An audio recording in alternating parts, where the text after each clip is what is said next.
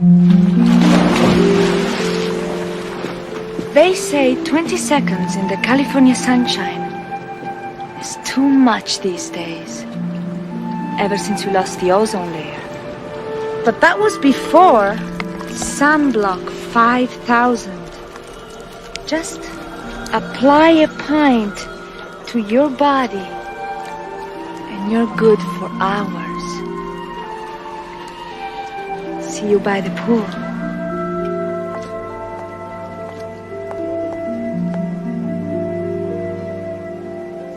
Sunblock 5000. Protection for the new age.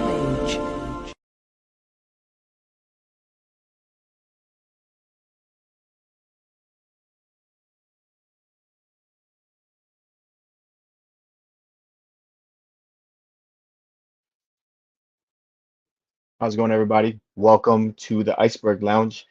So got a nice little show today. I wasn't really sure if I was going to be doing one this weekend, but I guess we are. I'm rolling solo. I know Geeks is over at Evo right now.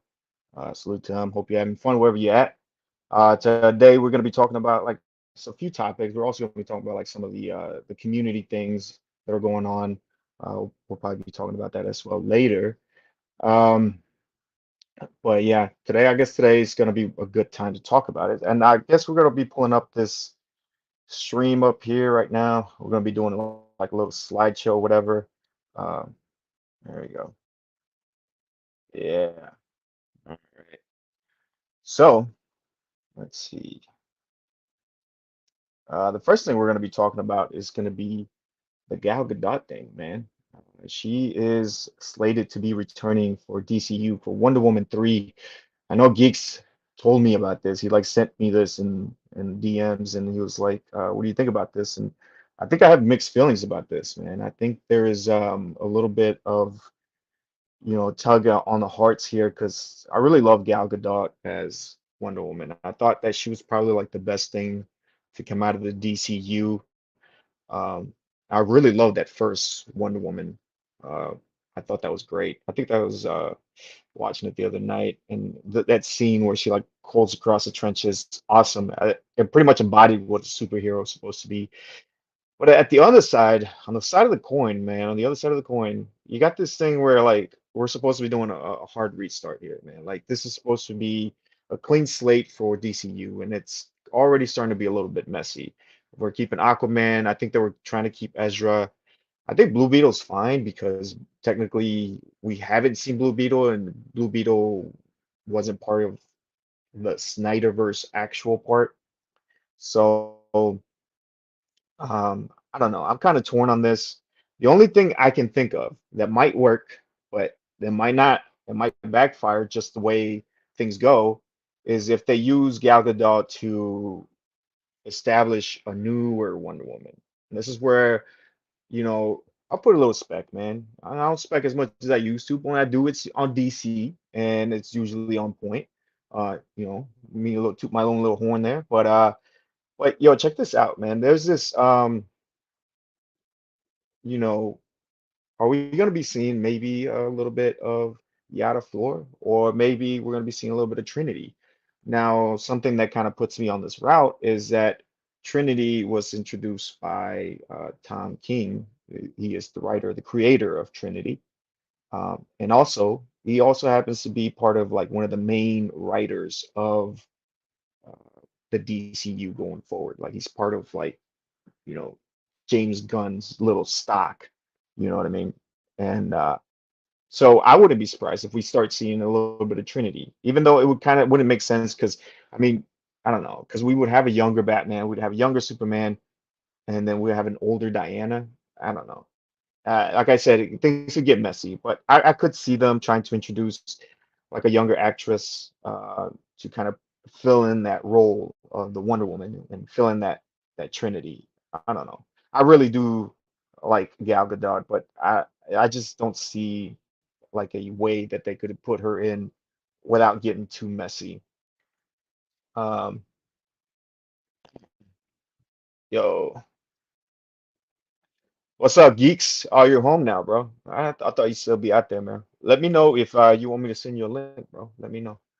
Uh, all right, so let's go look at this next one. If anybody else wants to jump on and kind of talk about some of these things, you got let me know. I'll DM you the link. So which brings me to my next thing. DCU released these posters for Blue Beetle. Blue Beetle is already kind of off to a rough start. Like I think there's like slated to be only 15 million, which would be a complete freaking bomb. You know what I mean? But these posters look good. Like I like the IMAX one. I'm sorry I couldn't get like a better resolution picture of that, but that looks good. Like I really love the practical effects on this suit. It really adds that texture that you can't. It's very difficult to get it out of CGI. Um, However, I think Cholo came out and said, I like his attitude. He's like, because they asked him about what do you think about, DCU be or thinking that Blue Beetle's only going to make 15 million. And he's like, you know what? He's like, it doesn't really bother him. He's like, I guess that's the first hurdle we got to jump over, or that's the first hill we got to climb. I really like that attitude that he's got there. Um, And I think that that's his first hurdle. I like that attitude, like that. I really think that this film's an underdog. I know that I've talked about it before, and I know that Latin America, like I follow like some of these like film DCU, you know, groups that are based out of Latin America. Latin America love Blue Beetle, and Latin America is very excited over Blue Beetle. Now, whether these strikes are going to be impacting, Blue Beetle overseas, that's yet to be seen. Because technically, I don't see a whole lot of like promotional wise, except like maybe on social media from a lot of these actors and like late night talk shows and stuff. So we'll see if that's going to have a great effect because that's the whole, you know, thing with the union and the strikes.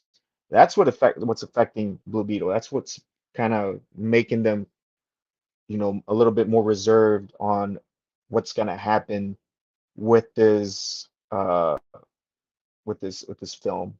But yeah, man, I don't know. I'm still rooting for it. I think it's gonna surprise people because it just looks cool, man. It looks like a great film.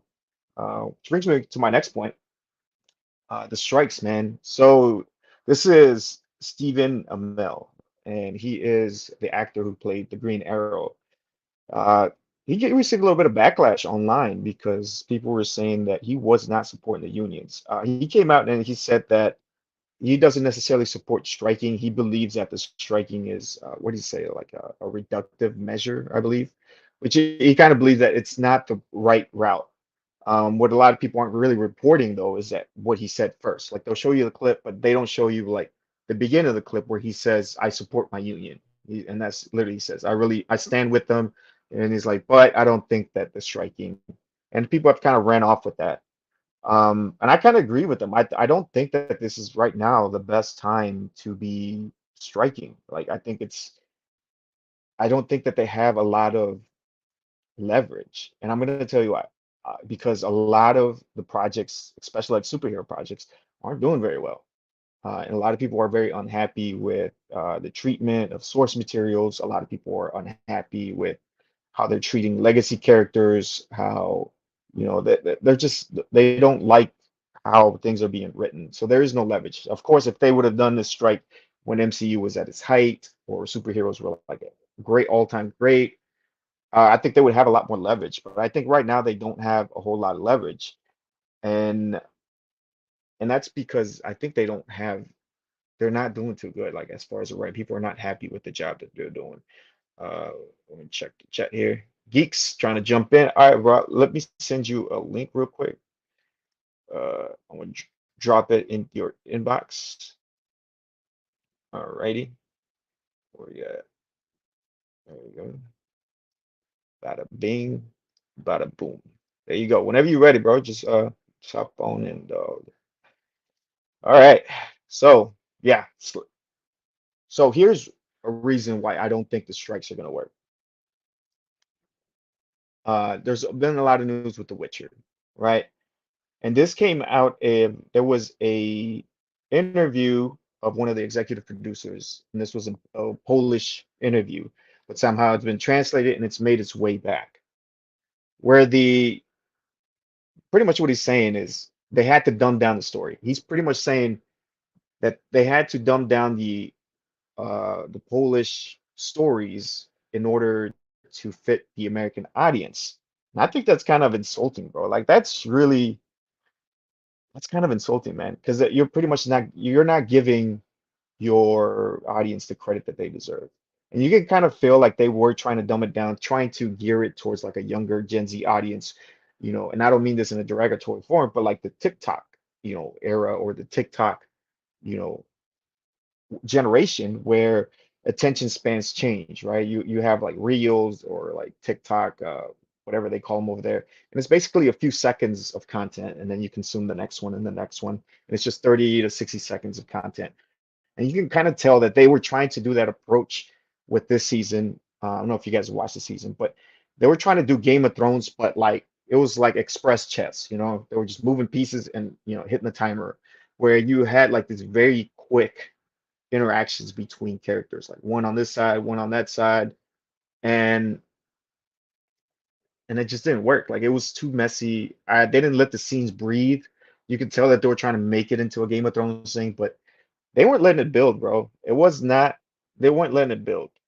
Yo, what's up, Comic Cat? Welcome, brother. What's up? What's up? And so I don't think that they weren't giving the audience enough credit when it came to these things, man. Like, and here's another one where they do a simplification for Western audiences. And man, this sucks, dude. It sucks to hear this. Um, and I think where it really broke my heart was like when it leaked when it said that The Witcher was, uh, what did they say about it? When they're saying they were mocking the material or something like that. They were openly mocking it. They weren't reading it. They were actively trying to change it. And I think that in itself was kind of heartbreaking, dude. Like that was it just kind of sucks, dude. On a more positive note, man, James Gunn, dude, is saying that the animated movie game is going to change, bro. Like this is good news as a DC fan, right? I love the DC animated movies what James Gunn puts out. Um, that he is doing an initiative where he is going to be putting them on, you know, on the mainstream. Uh, hey, what's up, bro? Hey, what's going on? What's going on, Is the man? music playing in the background? I can barely hear it. You good, bro? Yeah, the music's playing in the background. Can Oh you hear yeah? that? I don't hear it. Oh, maybe it's. Is it too loud? Hold on.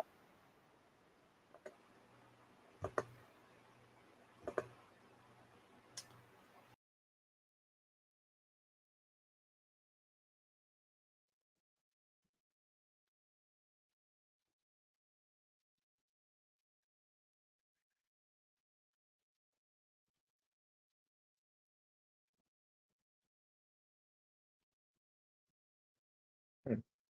Anyways, we'll wait for geeks to come back in. What the fuck?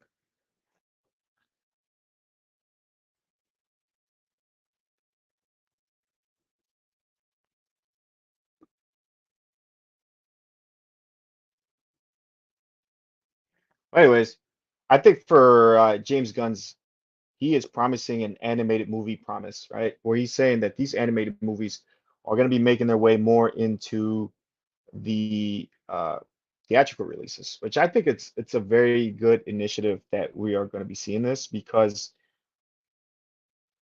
DC's strongest suit up to now has been the DC universe, animated universe. I think that that's going to be their strongest. What's up, bro? You good? All right. Hey, can you hear me now? Yeah, I can hear you. Okay. Yeah, the theme song was playing in the background. It was Oh like blaring shit. at me. I couldn't hear like anything. I couldn't hear you. I could kind of see your like lips moving, but it was just like blaring the music. Oh, okay. Damn, dude. It could have So been my. Yeah, it could have this been whole my time, shit it too. was, yeah, okay. No, Nah, it was just at me. Like it could have been my stuff. I could have been playing that I, in the back. I think the shit was probably glitching out, dude. I don't know, because it was like kicking me out. Like that's why I had it on first because I was just kind of playing it, and then it would like kick me out of my phone completely. So Okay. I guess Yeah. nobody's heard shit. All right. No, I was watching it on my TV. Was it fine on your TV? Yeah, it was fine. It was literally my stuff, I think, because I was like Okay, playing it okay. on my TV and stuff and everything. So it was probably me. All right. So basically right now we're just talking about this James Gunn, that how he's trying to bring in like the animated movie into like theatrical releases. Um, which I think it's a fun thing because DCU, that their animated stuff has always been like the best shit. You know, it's Yeah, it kind of sucks. So like, and it's cool to see it in the like on the big screen and everything. But it sucks that we're gonna have to go to the movies, I guess, to see some of these. I think that was the yeah, joy of just like watching it like on HBO, like catching it, and they were so good, you know. and I think that's one of the things that they were trying to I think they're trying to do now is they're trying to get people more into the movies because I think that during COVID they were like, oh, we're releasing everything on HBO Max. I think for a year everything was coming on to HBO Max. Yeah, I Um, really thought the movies weren't gonna rebound from that. yeah, Like when they let you watch Wonder Woman for free in December, I was like, oh, yeah, the that's movies are they're dead. And then like Kong versus Godzilla and The Matrix, all these huge movies were coming out. It's like pretty shocking that the cartoons are going to the movies now when it had such a hard time. yeah, and I think a lot of it has to do because he's saying that these movies are also going to like Connect, connect yeah, into the because DCU. what's the first one? That Monsters Mayhem, right? Or Commando or Creature Commandos. Yeah, Sorry, Creature oh, Commandos. that you're fucking me up. But yeah, the Creature Commandos. It's connected. Yeah, and I think that's going to be a good DCU movie. So, and I think that's going to be like an animated. It is going to be an animated, I think. Yeah, it is, isn't it? It is an animated one. So I am thinking like with this whole like DC like it leads me to my next point. Like animated stuff is really starting to kick into high gear. Like you see, Super Mario did well, Spider-Verse did well, and so far TMNT is doing well as well. Mutant Mayhem. I don't know if you got to check it out this weekend. Yeah, I did see it. Did you see it? No, I've not seen it yet, but I've been Yeah, hearing that everybody's been saying that it's a good stuff. yeah. It was like a total ripoff of Into the Spider Verse though, with the animation.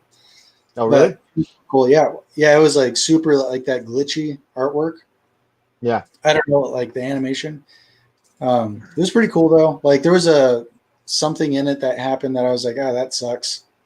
That like that path took that way and it ended up this certain way.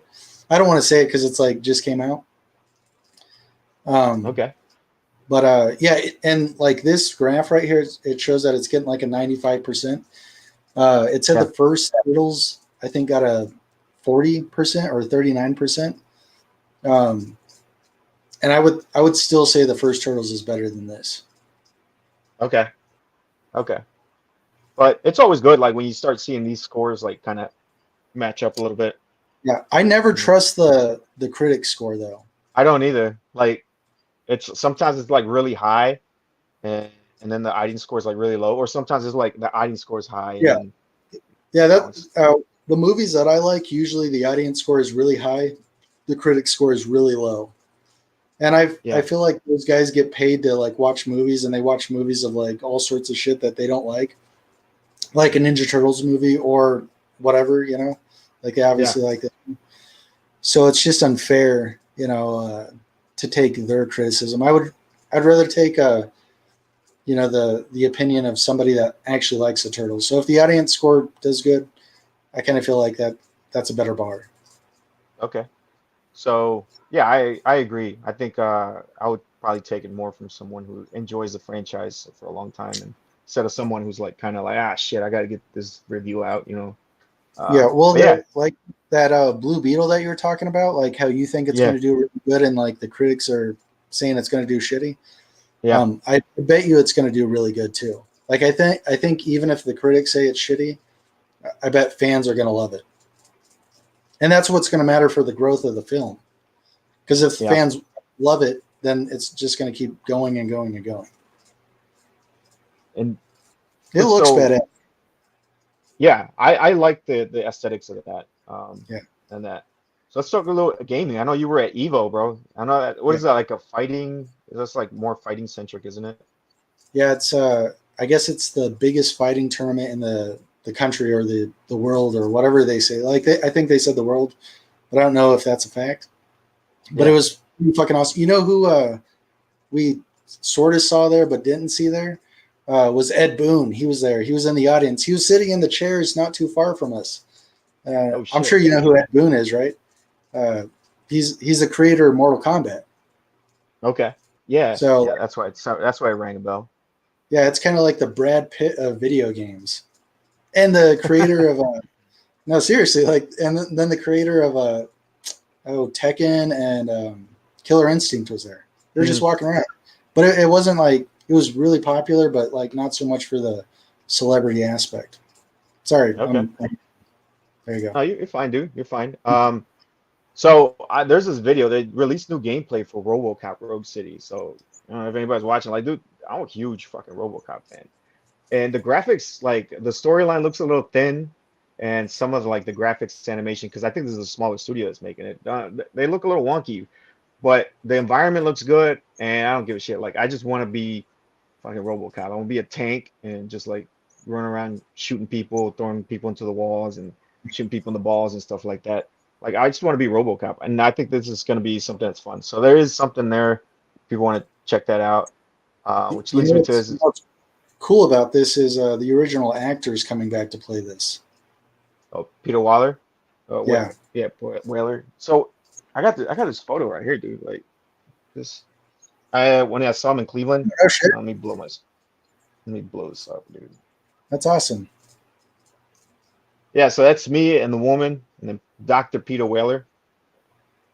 Yeah. Oh really? Yeah. He's a Yeah. doctor? Yeah, he's a doctor. I think he as a doctor in classical history. Oh wow, that's awesome. So You know, RoboCop came out as like an NC-17 movie, and they had to like bring it down to get it to rated R. And then me and my son were talking while we were at Evo. He was like, "Can you believe they made that rated R game children toys? You know, like action figures." It's like, man, dude. it went all the way from like you can't even show in theaters to like video or to toys and now video games and all this shit. So that's awesome. RoboCop It's was cool. pretty It dark by the just time he shows came how out. cool of an idea that was. That what? Like it just shows how cool of an idea this was. Like Yeah, and it was so layered too. Like the movie was like it had a lot of like social commentary as well. You don't really get it as a kid, because just like, oh, RoboCop just shot that guy in the wiener, ha ha ha, Yeah. But as you get older, some of the commercials you get a little bit of like the satire that they're putting into it, like the environmental issues and stuff like that, and that it's super layered. Like you can kind of like spread it out, and it's really awesome. Yeah. So yeah, man. When I met Peter Whaler, that was really cool. Like it was pretty quick though. Like it was kind of in there, just take a photo, get out of here, And he did seem a lot more interested in the woman, which I don't really blame him. Well, of Like, course. yeah, You it's know, like, all right, dude. I heard Relax though. Yeah. I heard Jim But- Steranko only like takes pictures with like really cute girls. Like yeah. like if a guy walks up and says like, "Can I take a picture?" He'll always Yeah. say no, but if there's a cute girl, he'll do it for him. Yeah. Yeah. So like I've just heard people like say if they want a picture of Jim Steranko, they use their girlfriend. Just take your chick. Yep. Yeah. Yeah, to at least Yeah, get just- ones. Yeah. Just watch your hands, buddy. Yeah, right. So, which brings me to this thing, like this RoboCop, like they're putting out a 1/10 statue, that I was looking at. It looks really cool, man. I like this statue. It's only like 10 inches tall, and this is the deluxe. I think it's priced at $300. So the difference between this one and the regular one is that this one has the car door and the car behind it, and the other one he's just kind of like posing without the door and all that stuff. And it's, I think, half the price, almost half the price, I think. I like it. The only thing I wish they would have done though is that would have been a slam dunk if they would have included the whole car, like not just like a piece of the car. You know Yeah, what I mean? I I don't think it would have mind been that like, they. I don't mind that they did half the car. Like I can still I can get with it, but yeah, I guess it is sort of weird. I do like how they post the apple next to it to really get a yeah, sense of how big it is. yeah, dude's hands and shit like that. So Yeah, I don't know. He looks really cool, and I definitely have space for this one. So I'm kind of like holding back. I kind of want like a quarter scale. I think a quarter scale, but those things are getting way too expensive, dude. Like they're getting ridiculous. I have But yeah, no man. room for stuff. I would love Yeah. it. I just don't. I don't have it And in the space. it's a little fun fact too about RoboCop. The first one was actually filmed in my hometown of Dallas, not in Detroit. Uh, that whole part where he's like um, that first heist where they're trying to get away from RoboCop on the highway. In the background, you see Reunion Tower, which is a famous landmark in Dallas, the ball on top of the stick. And you can see Reunion Tower where the Dallas Mavericks played. So that's kind of a fun little fact. And I think they had like Dallas City Hall there as well and some other Dallas landmarks. So that just makes it a lot cooler, I think. But yeah, I just thought I'd share that. I just love it. I'm still kind of on the fence. So not new comic book day. So this is what I read this week. I just thought I'd tell everybody that I'd like really like this Joker too. It was so stupid, but it was really funny. Like if you have a dark sense of humor, um, it's I think it's really cool. And I really like that cover by Ryan Brown. It's pretty creepy. All right. So this was one of the bigger news too. Donny Cates, man. So this was published by I think it was Bleeding Cool. Pretty much he was at San Diego Comic-Con and he's pretty much saying they're saying that he didn't remember anything. He was in a car accident, and I think the way they were describing it, he was a passenger in the back.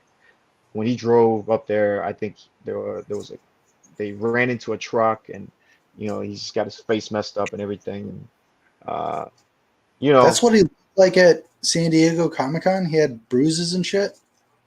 so I Like, wasn't there. Like I don't know what he is looked like. that like what everybody's saying? Like he went like this? I don't know, like if this is the way he looked at San Diego.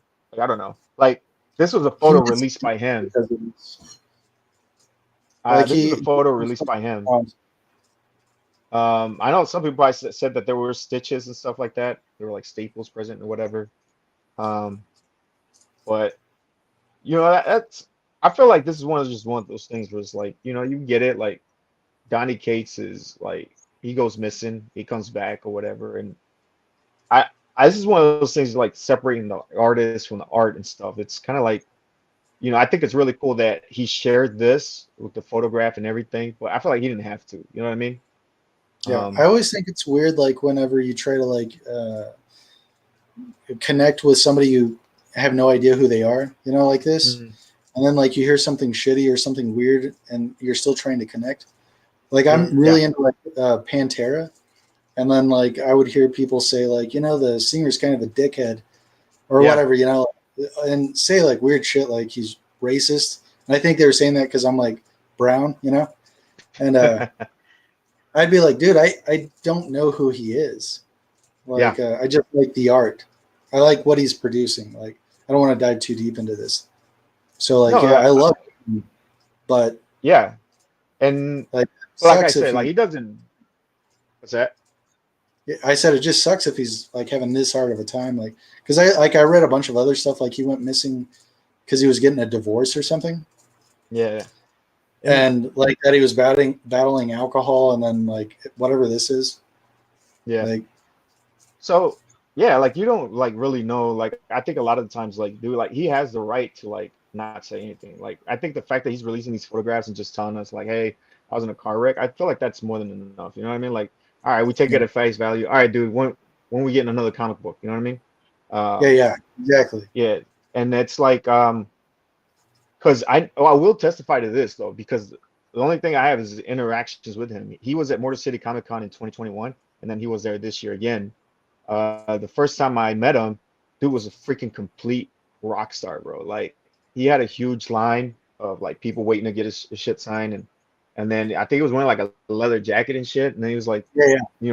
lots of energy going down the line, giving everybody high fives, and it was just like, thank you everybody waiting, thank you for waiting, thank you for waiting, thank you for waiting. You know what I mean? It was just complete. And then I think this last time I met him, I definitely was a more subdued energy. You know what I mean? Yeah. It was just kind of chill. The only thing I I met said him. to him, like, what's that? I was gonna say same thing. Like I met him a few years back. He was listening to Pantera like from his phone on the table, uh, Yeah, doing the fucking devil horns, and super cool.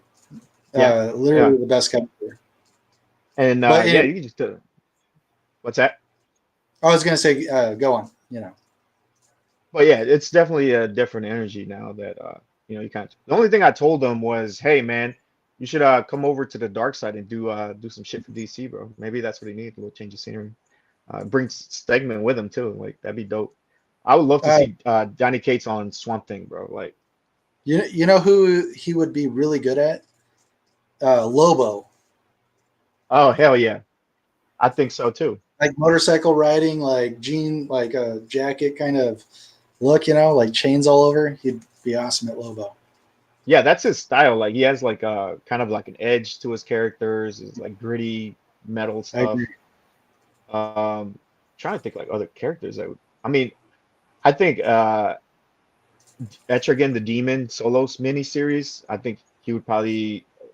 I would love to Yeah. see him and Ryan And Stegman on that, bro. Constantine, like a fucking whiskey drinking, smoking Yeah, dude. hell Dude, yeah, dude. that whole series would be cool. I think Yeah, that it's going to happen eventually. I think he will move on over. Like he'll get like too big or something, or too small or whatever for Marvel, and they're gonna want to say like fuck off to some degree. Like no, you can't do that anymore. And he'll go over there and he'll like make his mark on DC. yeah. So I'm really hoping that he brings that. Another good character, Red Hood, bro. Yeah, Like DC lends itself to his style of writing. yeah, a And better Donny Cates style of writing, right? yeah, the Venom stuff that I remember. Um, Yeah. so yeah, and Venom hopefully, would, like, it would be better to go a little darker with Donny Cates. yeah, and he brings Ryan Stegman. That'd be a slam dunk. Um, so we're gonna get into like the main. I think what is it? The main topic that we got. That's what I got next.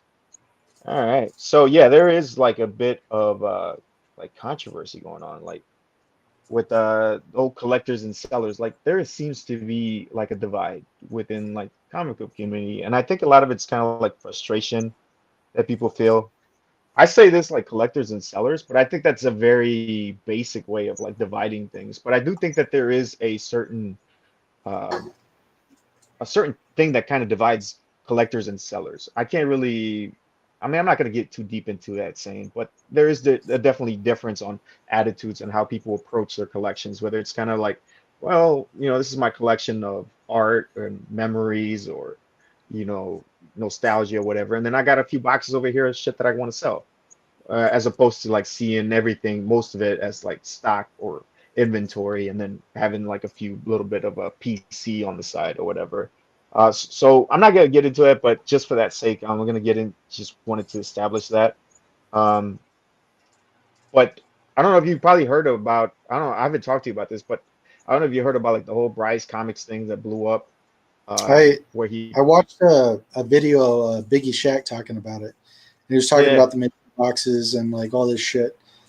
And yeah, I don't know how you look at your collection, but I look at my collection as like a 50-50, or whatever. I'm just going to say 50-50 because I'm not going to think about it. It could be like 70-30 or whatever, like I'm not sure.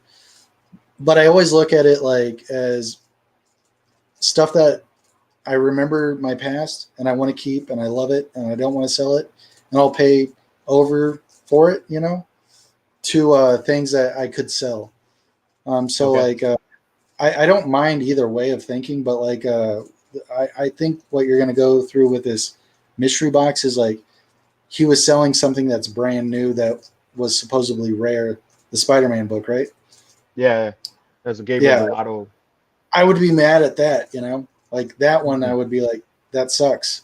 If there was a grand prize, and I think there was, I would want it to be like a grand prize, like an ASM 300, something worth it that like I'm happy with. I'm never going to be happy with a variant, like a 1 in 200 variant, unless I really want it. Yeah. Like that. And it was like, that's and you never know the trajectory of any variants. Like no. I've taken chances on like this one. Like this is probably like one of the most Yeah, expensive variants I picked up. but you I just lucked want out, bro. But you I want that did. book. I did, and That's I the got difference. it with. So And I like thought that if you buy that in a mystery box and you get that and you're responsible for selling it and you never wanted it, like maybe that Spider-Man book, and then it was promised that a 9.9 and a whatever, like you might be upset. yeah. But And if everybody got like an ASM 300, they'd be like, Yeah. oh yeah, this is awesome. Because Yeah, and I think it matters. Like that's time to simmer. and overall, like I do think that there's kind of a little thing with between the two. But here's the meme, bro. Like you know, it wasn't just one thing. I think, and first of all, I don't blame Bryce. You know what I Yeah. mean? Like he's doing what he's got to do, right? He's got an obligation to his family. Hey, can I say and, something? Yeah, go ahead. Let's go over each box and we'll talk about it. So you say Yeah. what you want to say, and then we'll stop at mystery box and we'll say something. Yeah, and I just want to do like the overall. First of all, like we're not shitting on the guy. You know, we're just gonna be talking specifically about these things I'm just talking about because my own experiences. yeah, that's what we're gonna do. And here's the thing about these things, right? Like I don't think it would have been such a huge deal. Like I'm gonna preface with this, like I don't think it would have been such a huge deal if it wouldn't have been like all these gimmicks stacked on top of each other. Like if it would have just been like a straight 3,000 print run and it would have sold it, whatever. That's why it's the best to just like talk at each box, and then you can be like, "This is my point of view," you know? Because I agree with you. Like this is like this could be anybody that does this. You know? Anybody.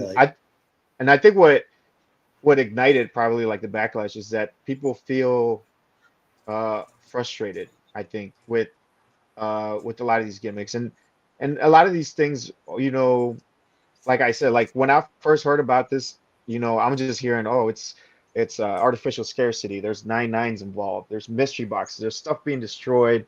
You know, it's coming from somebody who's pretty much bigger or influencer in the community or whatever. And you know, it's like you know, and then on top of that, it's the death of Kamala Khan, if I'm not wrong, if I'm not incorrect. But which is another gimmick, you know, the death of a superhero. So I'm like, dude, this thing's the Megazord of freaking gimmicks, and I think that's what. A lot of collectors are frustrated about that because they feel like I think there's a part of the community that feels like they can't really speak up against these things or say what they feel about these things because they're kind of labeled, oh, this person's just kind of a hater or this person's just envious. So a lot of times the backlash is like, hey, just don't buy it and shut up. You know, that seems to be the response to anybody who's got an issue like with any of these. And I don't agree with that. I feel like everybody should be able to say what they believe in and so let me see again we're going to talk about like some of these things like for example like mystery boxes. Did you want to go first on that or I would say like I've ordered mystery boxes before and it's literally like a scratch ticket. Like I'm hoping for $1 million. You know, like why wouldn't you? Like you buy it and you're like, I want to hit it big. You know, but as long as you're okay with losing the amount of money that you spent on it, then even if there's not the value in it, you know, if it's a $20 box and you're willing to lose the $20 and you get books that they say is worth the $20 and some of them aren't, it's like a 50, like if you buy a scratch ticket for $1 and you don't win anything, you're just okay with losing the $1.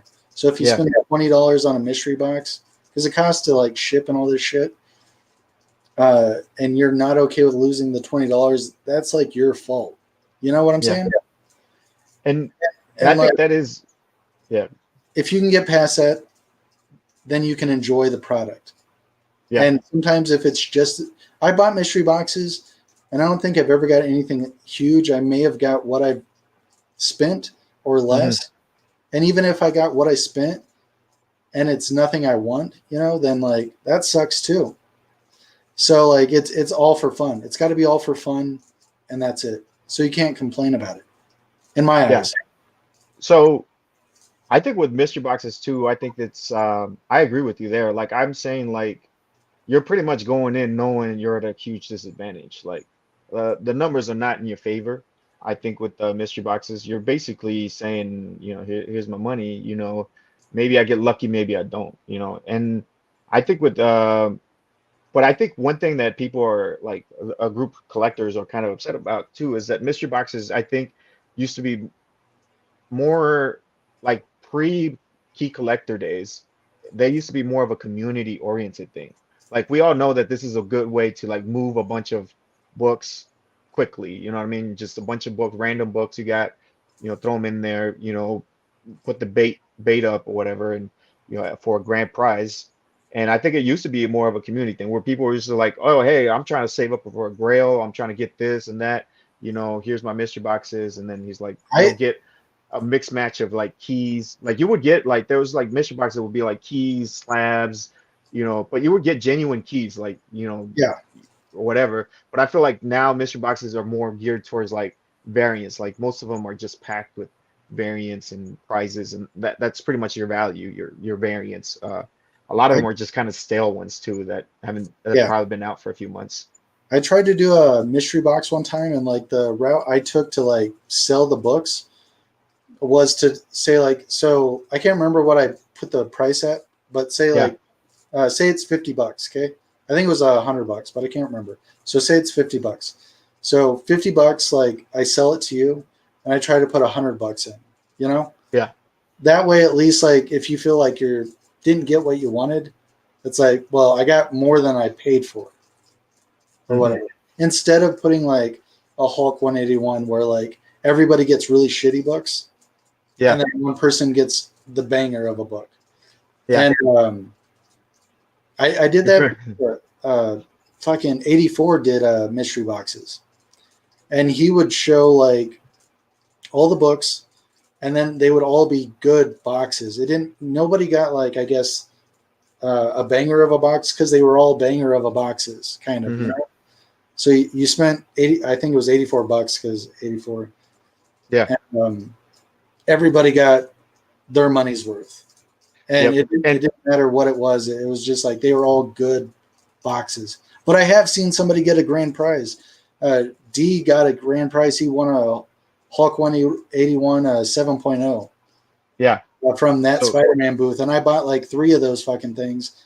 Didn't get anything but variant. Yeah, I remember that. I remember the Spider-Man booth. So, I haven't heard of Spider-Man booth in a while, man. Like, I don't know what happened. I'm actually taking a book to get Adam Hughes to sign that I got out of one of those Spider-Man booth boxes, and it is a cool book, but I would have never bought that on my own. So I did see somebody get like a huge Grell book, from a mystery box, but I've also seen like 84 where he just does a consistent boxes, where they're all worth it.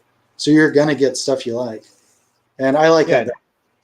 Actually, I do agree with that. Like, there's different ways to do it, but like mystery box, you're pretty much you should know like what you're getting into, right? Like, and I think all these things, like to some point, collectors like tolerate these things to an extent.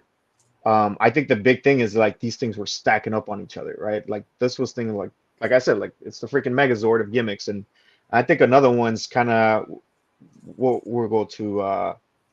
Let's go artificial scarcity, because that's another one that leaves a bad taste in people's mouth, because all these things are definitely like, you can't deny that these gimmicks are being used to manipulate the values of books artificially. Like all these things, like that's what they're being used for, right? To make things more appealing than they really are, instead of kind of waiting for things to kind of grow into keys themselves, right? Because that takes too long.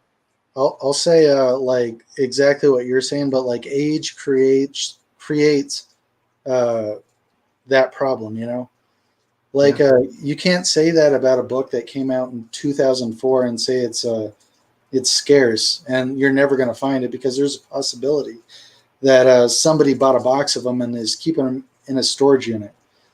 But there is like old books that there's a story like we burned all these fucking books because these kids were going to worship the devil, and people are hiding them in the walls of their houses.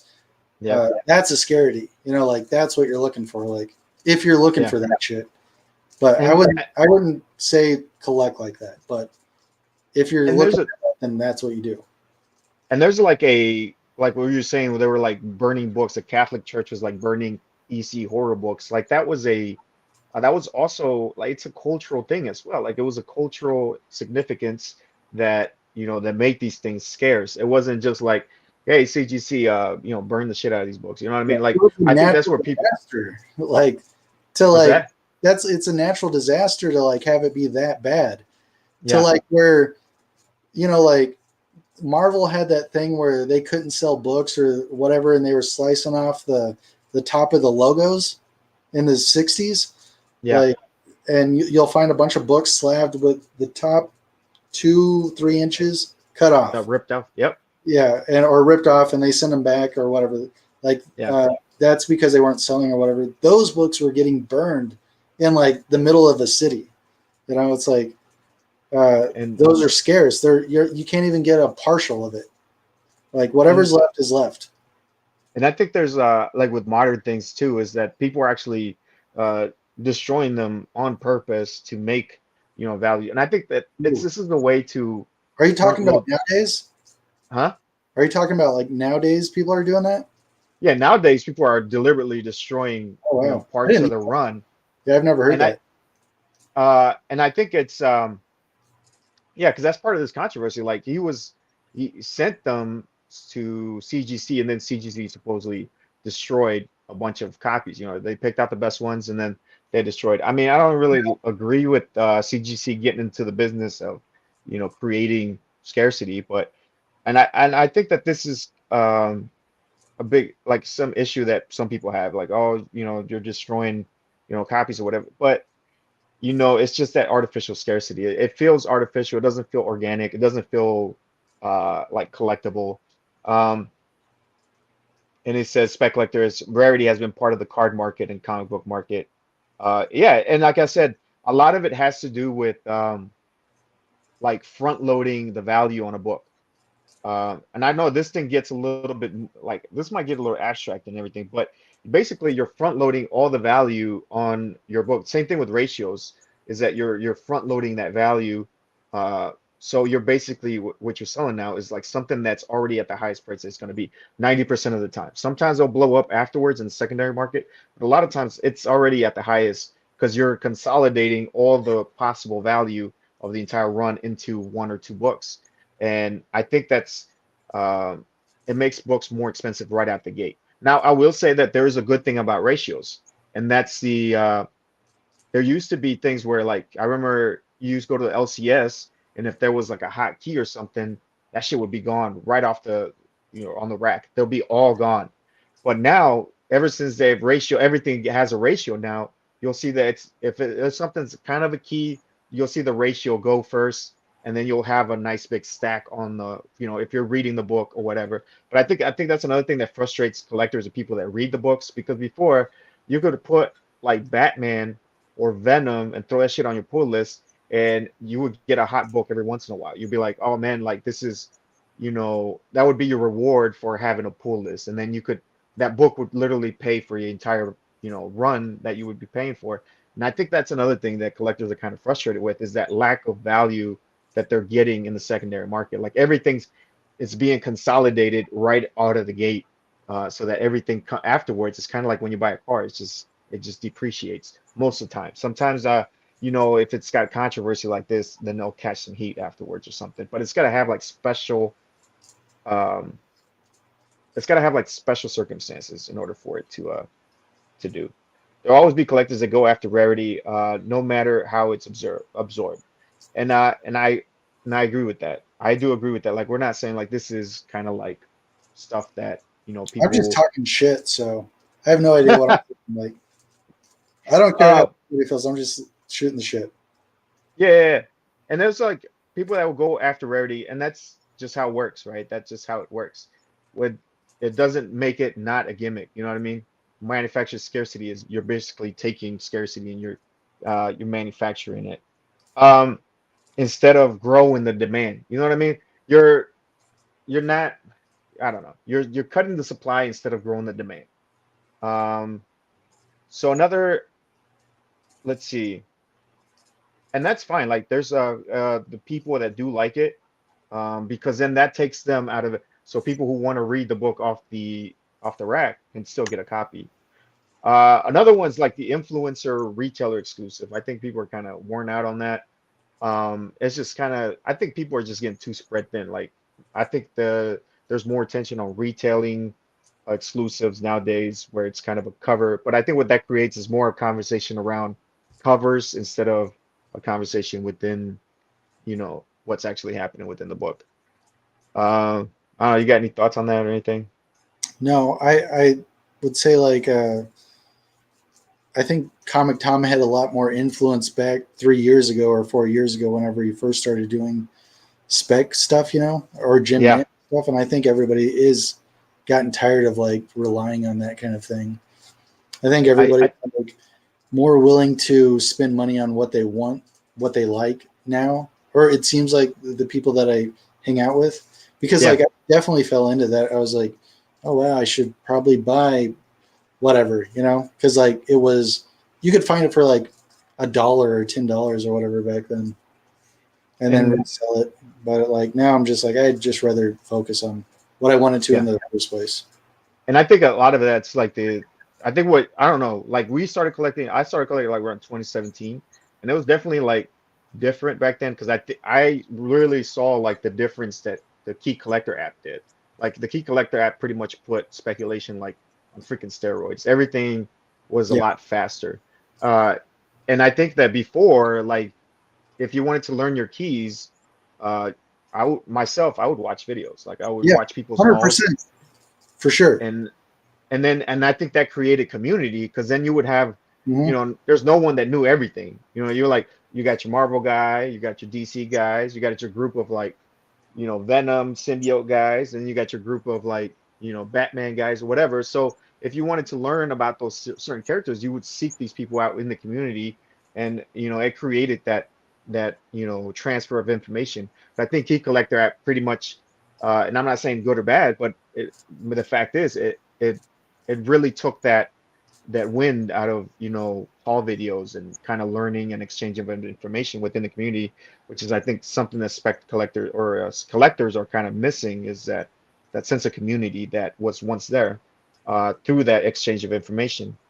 um, I also think that there is a fixation on CGC grades, tens. I know this is something we've talked about before, Yeah, tens, 9.9s, and 9.8s. I think there's a huge fixation on those things. And I have uh, like I'll say this like about the 9.9s or whatever. I've owned a yeah, 9.9, and what was cool about it was a 9.9 to yeah, me, even though yeah, the book was cool. Like I yep, really liked the book, yeah, but like, what I associated with that book was like, oh, it's a 9.9. I have the book still, yeah, and it doesn't even enter my mind. Like yeah, even though I like it, and it's like, and I have a X-Men 1 that's a point 0.5, and if it was like a point 0.5 to a 9.9 at that point, all I would be able to think about was the price point. yeah, Like so, like I'm fine with the point 0.5 or whatever, or the ungraded 9.9. Like I'm still happy to have the book, but there's things that overtake that book, like the mhm, grade, like the price, or whatever. Like, and it sucks because I'm not rich, so like it has to take over. yeah, Like because it's, I guess, like that collecting thing, like of the scarcity. Like I'm glad to have it, and after I get to that point, like what else am I glad for? yeah, So it would be the grade, or it would yeah, be whatever. So I completely get that argument, but like when it comes down to it, like whatever I have, if I have it, like I think it's cool. yeah. And I think there's just a frustration of like collectors when, you can tell the difference between like a 1.0 and like an 8.0.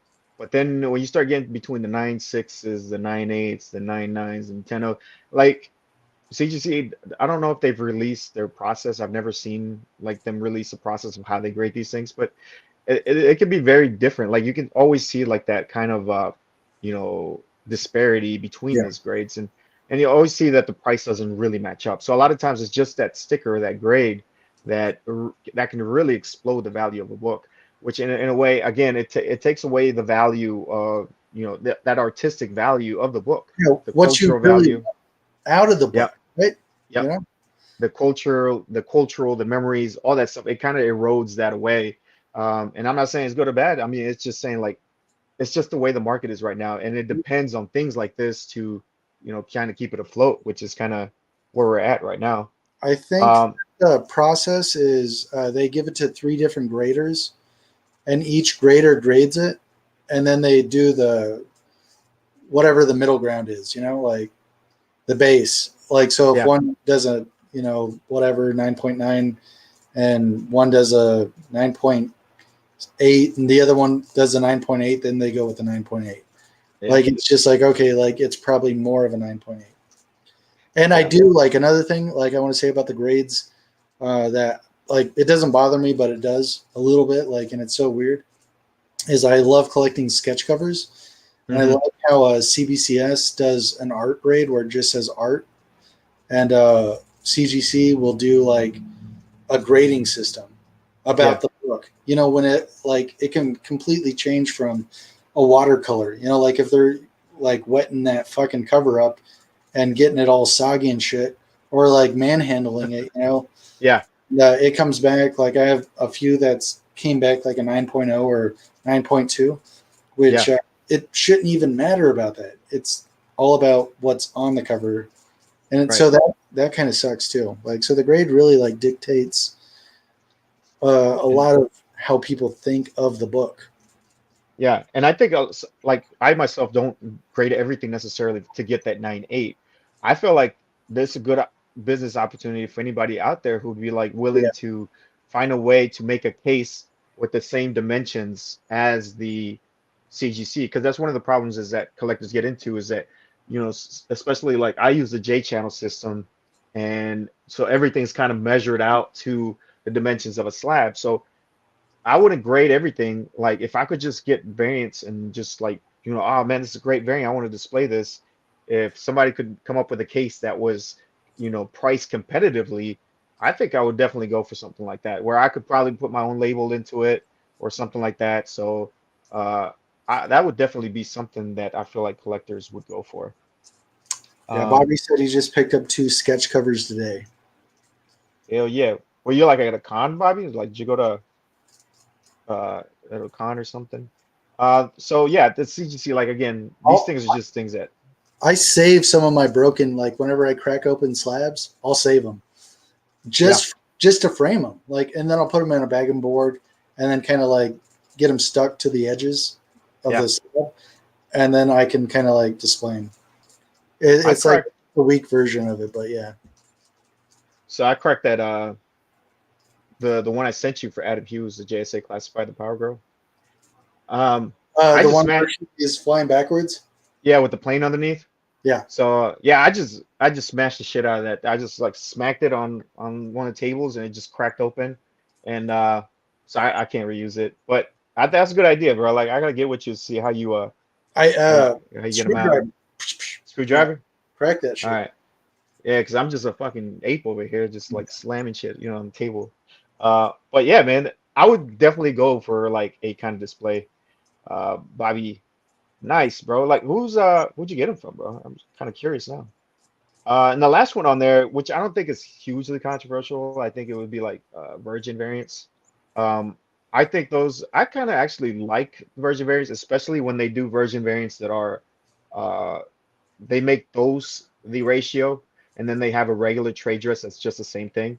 Because I love that one, because especially like Adam Hughes, like um, they'll do a thing with the Adam Hughes is the regular version would be like cover price, trade dress, and then they'll do like a ratio that So a lot of times, like speculation or flippers or whatever, I don't mean that derogatory, will go for the ratio, but the regular cover is still available to you, which is kind of cool. Like this one right here. Like I know I just sent you a copy too, bro. I think I have 3 copies Oh, of this, Jesus Christ! What and I copy? don't know.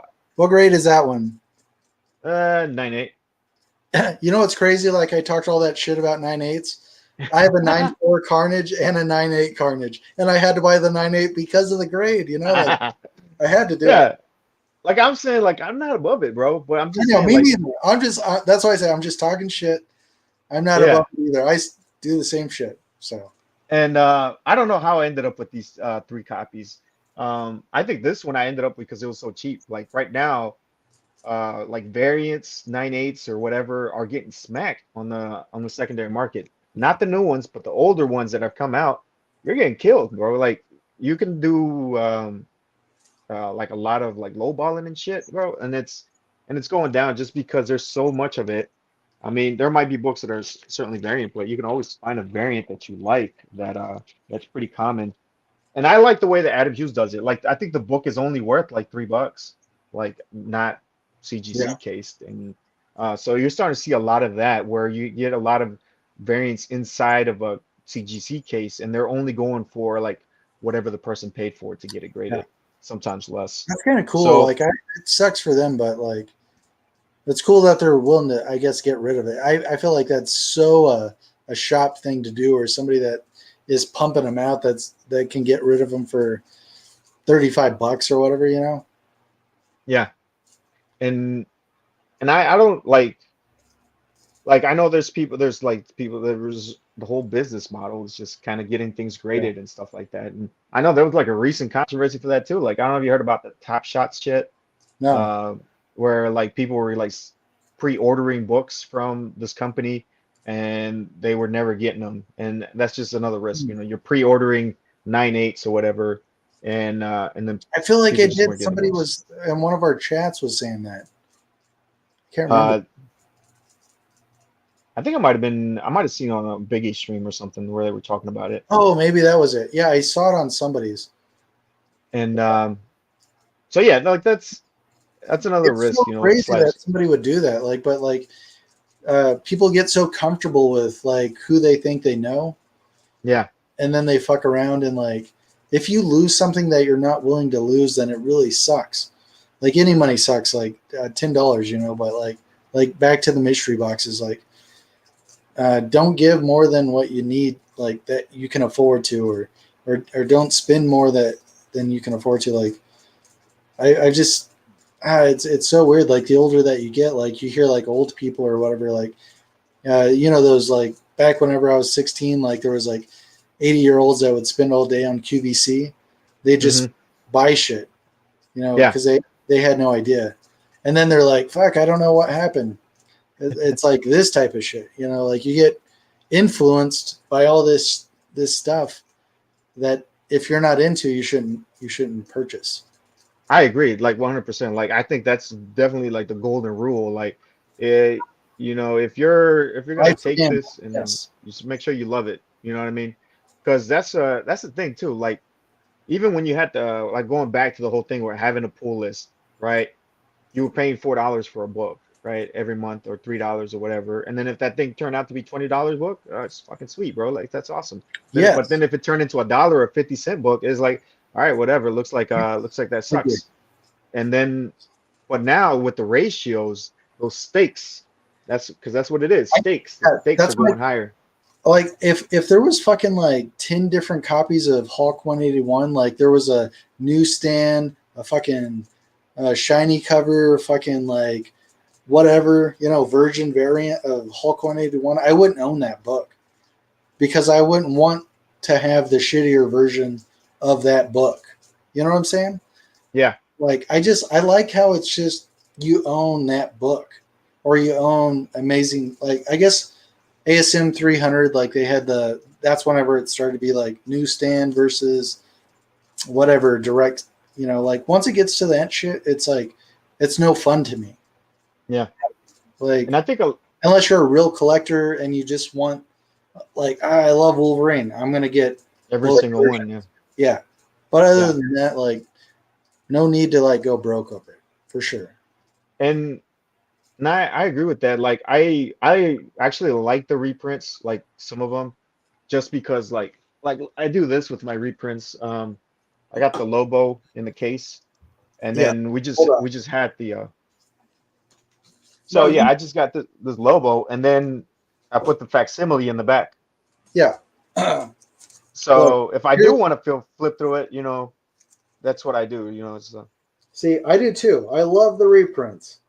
I don't own a Hulk 1 or and freaking yeah. but I love getting the reprints. So I get it. I totally get it. Like, I don't know. Chris Canal. Yeah. But like I said, I think it's just getting pricier and pricier to, a lot of these things, and it just depends on what you want. So I guess I think when going back to this whole controversy, I think what really set people off was that it was kind of a thing of like everything, you know what I mean? Like I think people are like willing to go, oh, it's a mystery box, whatever. But then when you got like it builds, right? The builds, and then the stakes go higher and higher and higher, and I think some people made well, and some, but at the end, some people had to be on the losing side as well. Have So you ever hit big on a mystery box? no, I don't think I've no, actually no. Like usually I bought mystery box from you, and I bought from 84, and then I bought some mystery boxes from other people, and I people didn't like my reviews on them because I fucking trashed them because they were trash, bro. Like they were fucking trash, and people got mad, dude. I was like, what do you want me to do? Just fucking, Who's the worst one, or what was the worst, or was there a worst one like that? You don't want to say who it was, but like it was just like that terrible that you got really burned on it. I didn't get really burnt on it. It's just, it just sucks. That's when I realized that mystery boxes suck, dude. Like I was like, wow, this sucks. Uh, and I don't think I've really gotten like super burned on anything because I feel like I'm very cautious, when it comes to some things. Sometimes I'll like fucking let it rip, Yeah. but when it comes to mystery boxes, I'm kind of, very cautious when it comes to that. I don't know. I don't like to I have won raffles before. Oh, really? So Yeah. yeah. So that's cool. So again, that's part of like the little game. It's kind of like a carnival, like a casino, you know what I mean? And that's kind of the atmosphere that I think that it's going towards. And I think collectors would kind of want that more of that community feeling that we had before, like before everything kind of became. And I think some of it has to do also with the market, the way everything went crazy during COVID, and then a lot of those things went out of people's prices. So I think people are just ignoring that completely because if you're kind of buying like these really nice Marvel keys, they're kind of on their way down. So they're kind of like, are you catching a knife? You know what I mean? Or Are are you you? like glued to any of your books that you have? Like, where if you get a good deal on it and it goes up to like $1,000, would you sell it? Um, like there's some stuff like I would kind of like I would say I would have to You're, like look at it. yeah, I would say like your I'm like, swamp, cause like yeah, whatever you paid for your swamp thing. If you could get like double, so if you paid 1,000 and could sell it for 2,000, would you do it? I would. I would think about it. Like I would have to say like I would think about it. I would be like, okay, how fast did we get there? You know what I Yeah. mean? Because I think that matters. Like if it You was just gotta like follow the over market. over, You got to see what's like the best for you, what you can get. Like yeah, and because if it was like overnight, then I'm like the likelihood of that staying up there because that's not sustainable. But if it's like value gradual over time, I probably wouldn't. Like I mean, you could always get it back, like especially if it's moving up pretty slow. But if it jumps like overnight, like freaking 500%, like I, yeah, I've yeah, I owned, would. I would like. yeah, I've owned. The only thing that I wouldn't do that to is my sketch covers. Because I don't know if I can get them back. Like I have, Yeah, uh, that's one of one. yeah, I have a Neil Adams Carnage sketch. I have a Kevin Eastman Carnage sketch. A Frank Miller. Like I wouldn't sell those because I don't know if I'd ever get those back. But I've owned 3 X-Men ones. Yeah. Because like I can keep getting better ones. Like whenever I first started out, I had a incomplete like missing pages, and And I'm all the way to like a complete 0.5. So it's still like really bad. yeah, you're But still moving though. yeah, I'm still moving. Like so maybe I'll get a 1.0. but like it was worth it. Like I buy it for 1,000, sell it for 5,000. Like I told you I got offered 7,000 one time, and then I pushed out and I was like, I can't sell it because I was scared that like I would never get it again. And so then I started selling them for extra, and then I bought lower than what I sold it for, and I'm slowly moving up. And I will do that if I can keep going up. But I'm happy with whatever. Like 0.5 is cool. Yeah. Sketch cover I got to keep unless I have double for some reason, which I don't know why I would ever get double. Those are the only things that I feel that's really valuable, is something that the artist or whatever really touched. Like not a book that there's 150,000 copies of. I'll get rid of that. Yeah.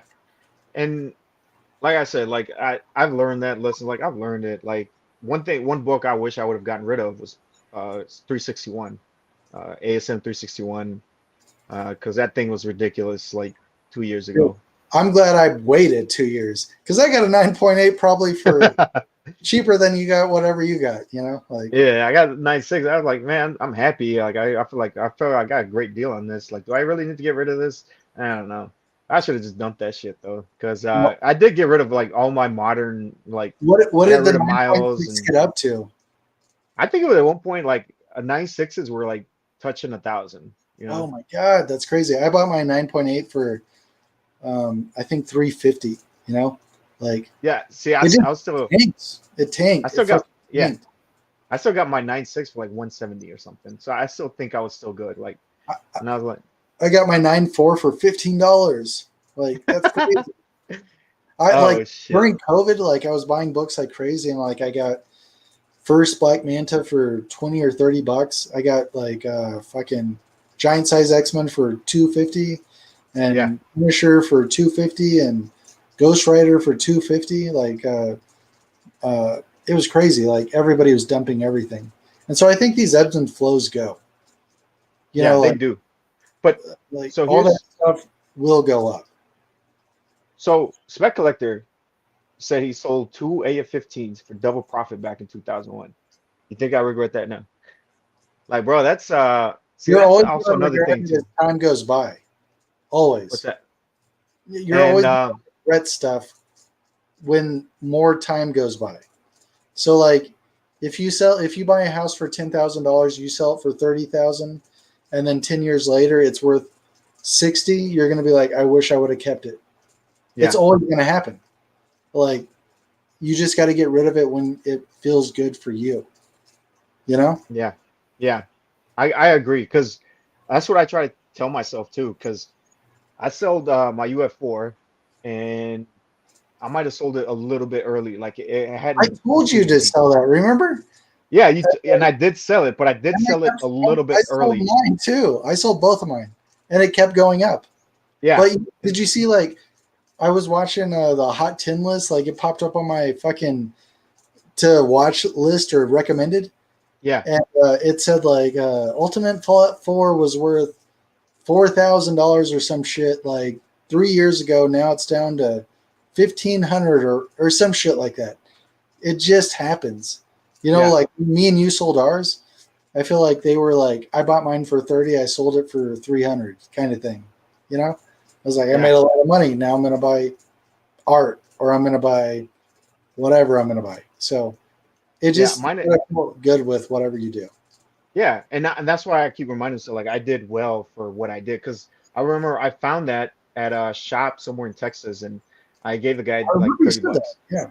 Yeah, and then I ended up going like for 1,000, and I ended up putting that. That's how I ended up getting my Supergirl. Like, you know what I mean? Like that, and that's why I don't regret it, because I'm like, I have my Supergirl. You know what I mean? Exactly. Like I was gonna say, like, what would you rather have? Like, Miles is fucking awesome. I agree. Like, and that's gonna be the like next blue chip Wolverine book in 30 years. Like all these kids that are going to like into the Spider-Verse movies, and they're buying like fucking Spider-Man 2 PS5, they're gonna be into Miles. But like, what makes you happy? Like in those next 30 years, like, is it gonna be Supergirl, or is it going to be like a guy that came out today? And I really think that you could get another Miles if you absolutely loved him too, But Supergirl's a lot tougher. and I would rather have the super cool. Yeah. So I guess that's just it does depends like on how'd you do. I know Bobby does say like yeah, seller's regret is a thing, but like we were just saying like I guess what we ended up doing with that, it makes you feel like all right, I did pretty well. Um and but yeah, man. So yeah, and so that's just kind of what I want to talk about. Like I want to talk about the this thing again. I don't Well, blame him for doing this. I just think that there is a what do you think of collector the actual cover? of It's a what. great cover, right? Yeah, that's a Yeah, the freaking badass Delato. cover, dude. I love the cracks in Like, the back. I love the white. what was the heights of this book? So I don't know actually, to be honest. I think it was at least a few thousand, I think, for Okay, this one. so like, yeah, For all in I think it was like a 9.9 or something like that. okay. Because there was like different tiers. There was like a 9.8, 9.9, then there was like a virgin trade dress and stuff like that. So I would um say like whatever you're comfortable with, like is what this book is worth. Like if you're comfortable with 1,000 and that's your $20, you yeah, know, then it's fine. But like for me, like I wouldn't pay more than slabbed, like yeah. 100 or under, I guess. And And that's what I was trying to get at. Like whatever you're comfortable paying for this book is what this book is worth. But at the same time, you also can't get mad when people say that probably ain't gonna be worth shit in a while. You know what I mean? yeah, I feel like a lot of So people just talk shit, and like it's like they don't want to buy it, or they think it's dumb that you make that enough money to buy it. That it doesn't matter. Like it only matters if you like it. Like, and if nobody else likes it, you bought it. Most of the stuff I buy in my room, my girlfriend thinks I'm a douche for buying this stuff. So yeah, I can't like go on her opinion. I just have to go on what I like. yeah, So if that guy liked that enough to spend $1,000, like good for him. But like I wouldn't do it at all. exactly, exactly. I would myself would not, and a lot of it's because of all these other factors that are going into it that kind of make me nervous. He's Now, hey, Bobby said he sold his Hawk 181 for $20. Man, oh, I you're sold selling the Punisher story? I sold the Punisher for like oh geez, it's so blurry, but it was like $50, and I bought Was it it for like like beer money? beer money. It was beer money. I knocked on my friend's. He lived in a trailer park, and I bought it for like $25. And I was like, holy shit, this book is worth $100. I needed beer money one night, and I knocked on his window, and I said, "Dude, can you give me some cash, bro?" I was trying to party with my friends, and damn it, it was such a nice copy, and it would be worth hundreds of thousands of dollars or whatever. Like, but anyways, that was a regret. Like, I Yeah. hated that I did that. So, yeah, like I said, if you're happy with it, it's cool. It's still a cool cover. I think the original art would be fucking amazing. To have a Gabriel Delato like this original piece, would be amazing. But yeah, like I guess people are just frustrated with this whole thing. I just wanted to kind of clarify, put that out, have this conversation. I don't think people should be scared to have these conversations, No, between, that's dumb. Like, everybody should have their own opinion on anything. yeah, Like if you like something, or if I don't like it, or if like you want to like buy something, and like if I'm your friend and you're telling me something that you want to buy, like all my obligation to tell you is like, hey, dude, I don't know if I would do that. I don't know if you're going to get your monies out of that. Like, um, but if that's what makes you happy, you should do it. Like, exactly, because it doesn't 100%. matter to me about anything you do. So Yep. that's ridiculous to like go off of anybody else. That's dumb. Yep. And I agree 100%. And I think that's a good thought to kind of end that conversation on. I think one thing I think what can we do to promote like more community, I guess. Like we think about it, like this stuff's not going away. People are gonna enjoy this stuff. There are people who enjoy this stuff, and then there's people who don't like it. And I think everyone should be able to say what they feel. But I think people are trying to want more community oriented stuff. Like I feel like that's what they were kind of looking for, because a lot of that community stuff has also kind of turned into a gimmick itself. It's kind of turned into like a branding or whatever. And just the only thing I can really think of is kind of participate in like I think something like like this. the community used to be like really big. Like everybody was like striving for like some sort of community, and then like all the people that get like became really popular, kind of like started like monetizing everything, and then it became really weird. And then there's been like this weird divide, like where everybody's like, it's became like sellers versus people that's collecting, you know, and it's all got to kind of come back together again a little bit. Yeah. And I agree with you. I think so. This is one thing that I really like doing that I think builds community, and that's like just joining the like these tags. Like we don't see a whole lot of tags anymore, but I think it's a great way to like find what people like to collect. You know, it's always cool seeing people, especially with people with like smaller followings, like start these tags, and then if things blows into a thing. Because I know sometimes tags get hijacked and they turn into political or community politics or whatever. But overall, I really like this. I like when people share their stuff. I like to see their stuff, and I know you might be like this too as well, but anytime I have an opportunity to pull out my stuff and show you my stuff, I whip it out. And I know, pause, hold on. They're not like that, bro. You know what I'm saying? But you know what I'm I was saying? gonna say something, but I refrained. I appreciate your discipline. Yeah, Uh, but yeah, I like this tag. I know I did some of them. the Just tags are sharing some fun. Like videos. everything, like this is the fun part. You know, Yeah, like they're like, hey, everybody, like post your favorite villain on Friday, like Villain Fridays, and like everybody's like, this is the baddest motherfucker. He's gonna kick the ass out of your guy, dude. Like and like, do a cool cover. You know, like it's all yeah. for fun. Everything should be for fun. It's like it's so goofy. And uh and yeah, man. So This is yeah, great. that's one thing. I don't even know who Good Comics Memories is. I just met him. I just started following him. I think I saw some people sharing this, so I just jumped on that as well. Cause I was like, any excuse to fucking show my Black Manta I'm book, so I'm lazy. gonna Like take it. I saw this and I'm just like I'm not doing it. I'm just like I'm not. I don't want to pull everything out of my body. I'm not gonna do it every day. I already know it. Like, but It's cool I though. think I the ones want I it. really like. I like Fun. the DC villain. I was like, man, I'm whipping out the Black Manta out. Yeah. And Yeah, you got to do it on your favorite character. Yeah, for sure. But yeah, that's something. I think that's something I encourage.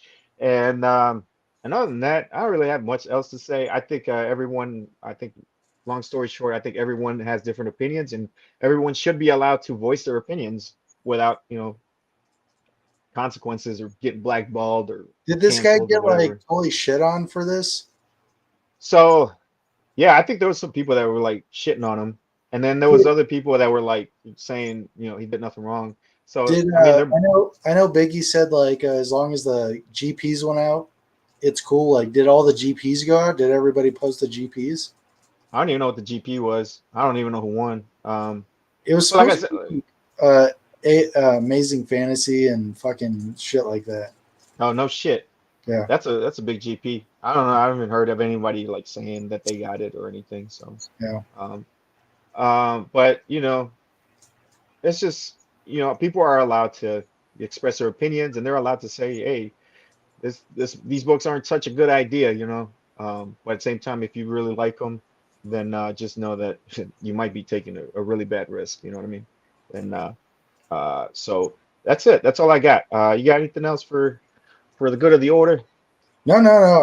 I appreciate being able to hop on here. Like, I appreciate it, man. I didn't think I was gonna be able to get you in today because I know you were like at Evo with your kid. And, man, we got to talk about the video games that you probably saw up there. Okay, I'm really excited to see Mortal Kombat and what is it, Tekken? Did they oh, do like a Tekken we'll reveal? stay like afterwards. I want to tell you some stuff. All right, sweet. So yeah, man. But yeah, I'm glad we were able to talk about this, and Yeah. I'll see everybody on the other one. I'm gonna do a video. I got some show ideas that's gonna be oriented towards like art and stuff like that. So you guys keep your head on a swivel, and I'll see you guys on the next one. You guys take care. Peace. Gang, gang. Gang gang.